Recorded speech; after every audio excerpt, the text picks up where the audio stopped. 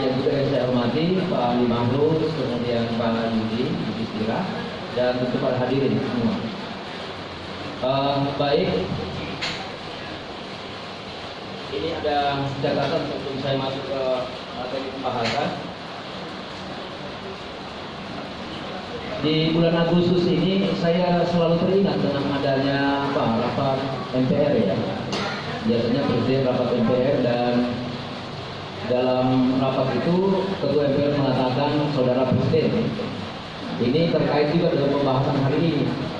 Saudara-saudara, bagaimana saudara-saudara semua hadirin maklum bahwa yang kita bahas karyanya atau yang akan kita coba sharingkan pada hari ini adalah karya seorang Prof. Dr. Nah, di sini persoalan, apakah saya ingin memanggil saudara atau juga Bu atau apa, tetapi izinkan pada kesempatan ini saya memanggil Haji saja, Haji Hamdan. Mudah-mudahan bagus ya. Dan artinya apa? Ini juga doa. Harusnya karya Prof itu dibahas oleh kalangan profesor, doktor. Tapi karena profesor ini adalah jenjang akademik, sama seperti juga karya-karya Pak Dr. Suradi kita bahas juga. Barangkali lebih asiknya, lebih akrab, karena saya yakin di balik tampang kumis yang tebal dan segala macam itu ada hati yang lembut di dalam, dan saya bisa merasa bahwa Haji Hamdan ini orangnya humoris. Oke ya, baik.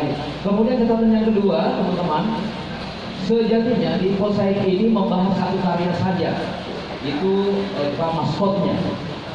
Walaupun ada satu buku, tetapi kita memilih satu karya. Tetapi dalam hal ini karena memang cukup menarik juga untuk kita bahas, barangkali mungkin akan kita singgung semua, tetapi ada beberapa item yang akan kita sampaikan.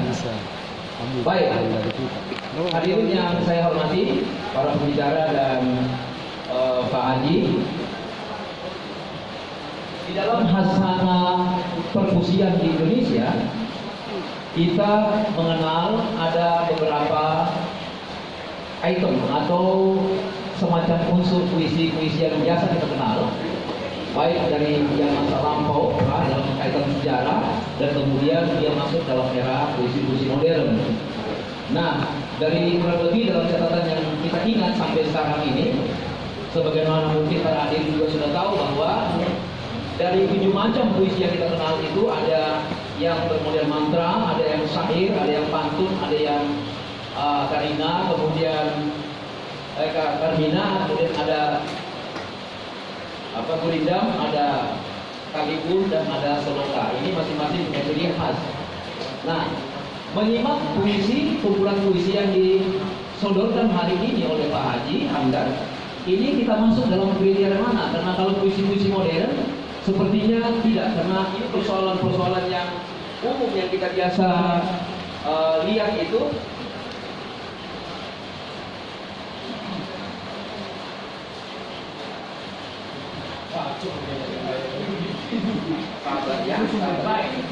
Itu menurut para ahli dan kritikus sastra itu biasanya kita kenal ada yang disebut dengan kosakata, kemudian lebih bunyi kebahasaan, kemudian ada tata makna, dan kemudian ada tata kalimat. Dan itu pun juga kalau saya meminjam istilah daripada karakteristik Ali Mahrus itu memang mesti ada misteri di setiap kalimat atau paragraf yang kita sodorkan.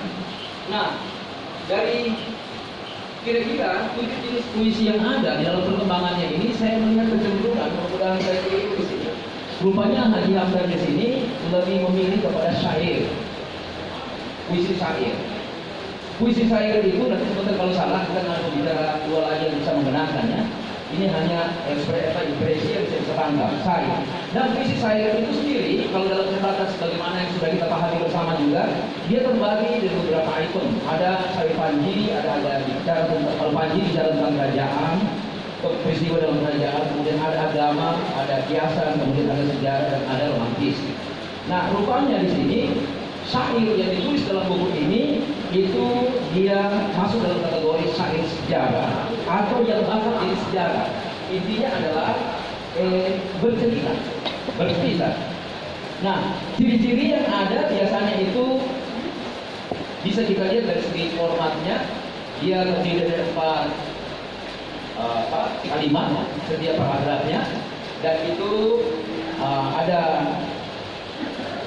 kata pendamping, kemudian kosakatanya juga jelas, kemudian tidak memiliki sampiran, kemudian biasanya dikenal dengan akhiran-akhirannya itu.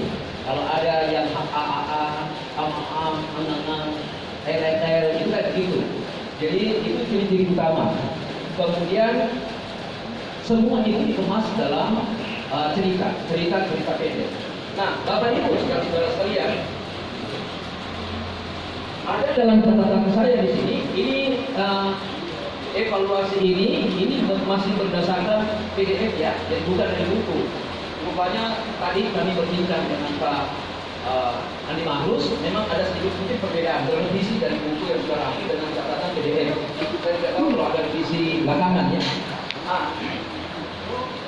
Ya. Nah, sebagaimana layaknya di dalam membahas suatu puisi, unsur-unsur puisi itu yang umum kita kenal.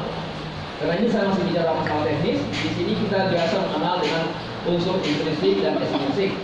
Kemudian itu masing-masing. Kalau ada mungkin dalam puisi-puisi modern sudah kita kenal diksi, kemudian ada imaji, kemudian ada kata konkret dan seterusnya. Yang jelas bahwa rima dan tipologi itu memang sangat berpengaruh.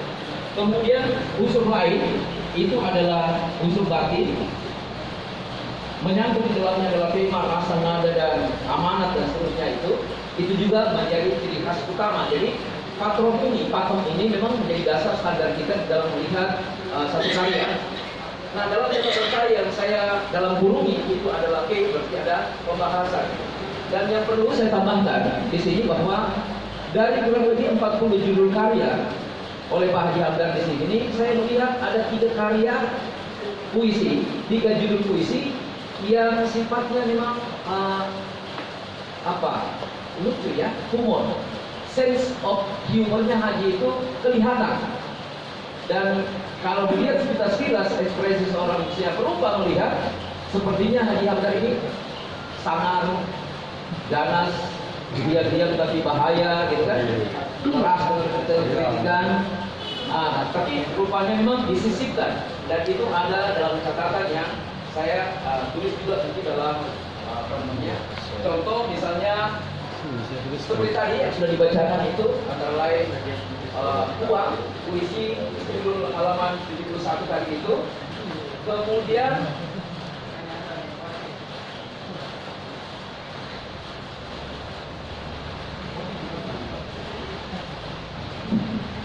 ya.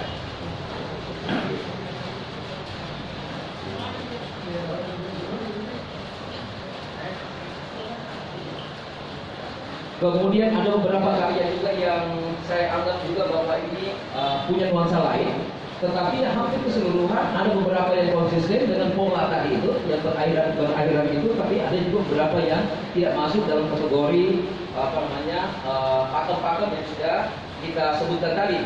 Bagaimana ciri dari sebuah karya yang misalnya sifatnya karya puisi syair, tapi yang mengikuti pakem yang ada. Kemudian ada beberapa juga yang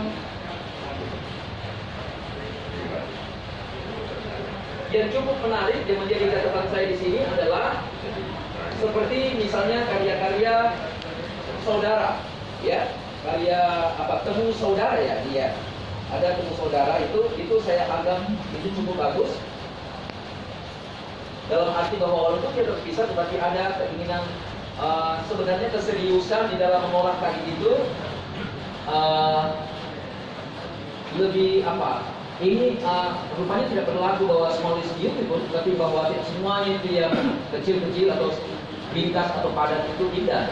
Karena ada beberapa karya juga yang dalam satu paragraf atau pada susunan kalimat itu biasa saja, kalimat biasa. Misalnya ini meja, ini makanan, ini meja saya, ya mana-mana juga begitu. Kita tidak menemukan satu hal yang sifatnya berbeda, karena dia utuh satu persatu mulai dari paragraf pertama sampai akhir. Nanti baru kita bisa konklusi kesimpulannya apa, gitu ya. Jadi contoh misalnya seperti saudara. Seketika itu lisan kami saling menyapa, hati terbuka dan menyatu, bertukar kabar berita. Ini kata hari-hari, tetapi beda dengan beberapa puisi yang ditulis yang kira-kira terlalu hari-hari sekali. Di sini ya. Jadi itu kira-kira semacam contoh yang ya mungkin kita bisa rasakan nanti kalau kita bisa melihat nanti bentuk-bentuk fungsinya. Kemudian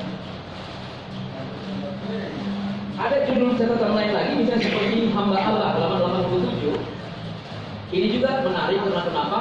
Haji rupanya selalu berkonsentrasi mungkin kepada yang namanya manusia. Kenapa hanya manusia? Padahal hamba Allah itu ada yang lain, ya. Ini juga barangkali harus juga ada penekanan lagi untuk bisa membedakan bahwa ternyata hamba Allah bukan hanya manusia.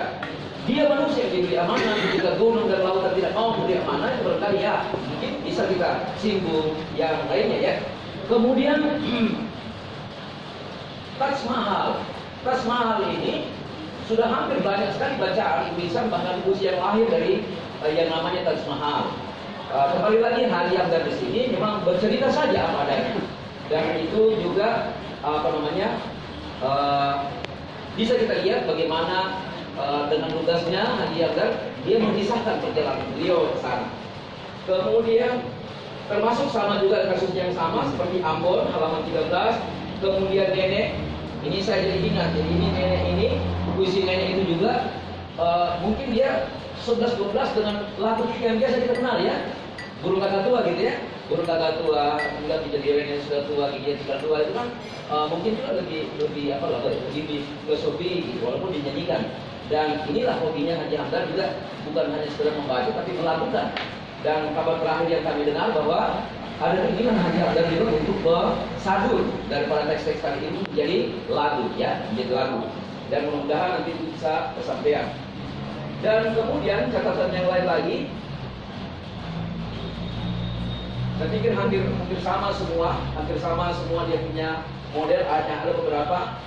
Adapun menyinggung tentang kalimat-kalimat Tuhan di dalam, misalnya seperti Asyura, seperti apa kisah-kisah dalam peristiwa yang terjadi Asyura ini, memang tetapi lagi-lagi saya mendapatkan kesan yang seperti